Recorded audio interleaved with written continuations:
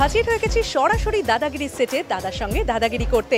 বিশেষ পর্বে কি কি নতুন চমক থাকছে সেটাই তুলে ধরবো।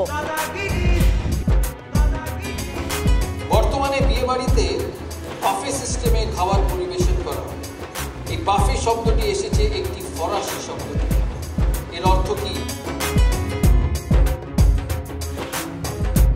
আমি ফেলতে পারি না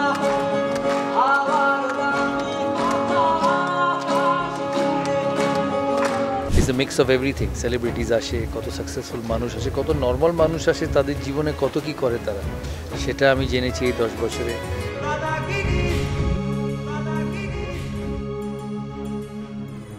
এই প্রোগ্রামে আমাদের সবসময় থাকে যে প্রতি সিজনে আমরা নতুন কি করতে পারি, কি করা যায়। তো টিমের সবারই একটা প্রয়াস থাকে যে যখন একটা নতুন সিজন আসে সেই নতুন সিজনকে কীভাবে নতুনভাবে আমরা সাজাতে পারি।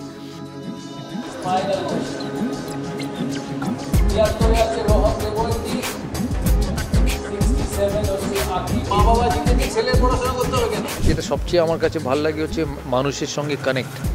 এত মানুষের সঙ্গে কানেক্ট হতোই না কোনোদিন যদি দাদাগিরি না করতাম। এত মানুষের সঙ্গে দেখা হয়েছে, এত মানুষকে প্রশ্ন করেছি এত বছর ধরে। 10 seasons is a long time. বিভিন্ন স্কুলে কুইজ কম্পিটিশন,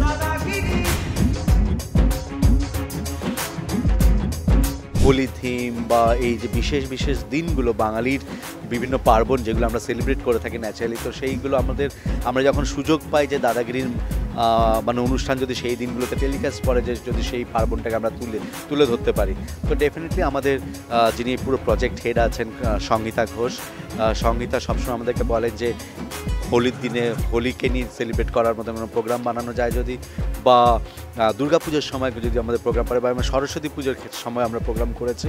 এরকম বিভিন্ন সময় আমরা অ্যাজ পার দ্য মানে সেই সময় কি পার্বণ আশেপাশে আছে বা থাকছে সেই ধরনের সঙ্গীতা ঘোষ আমাদের বলে দেয়। আমরা সেরকমভাবে আমাদের যে প্রশ্নের টিম আছে, আমাদের যে পুরো অনুষ্ঠান সাজানোর টিম আছে, সবাই মিলে আমরা বসে ইনফ্যাক্ট পার্টিসিপেন্ট সিলেকশনও সেভাবে আমাদের করা হয়। কারণ কিছুদিন আগে আমরা পৌষ পার্বণ করেছি, যেখানে আমাদের বিভিন্ন যারা পিঠে বানায়, পিঠে পুলি বানায় বিভিন্ন জায়গায়, তারাও এসেছিল এবং এই সময় কি কি ধরনের জামা কাপড় বিক্রি হয় সেই ধরনের মানুষজন এসেছিল। তো আমাদের সবসময় থিমটা সাজাই এবং নতুনত্ব করার চেষ্টা করি।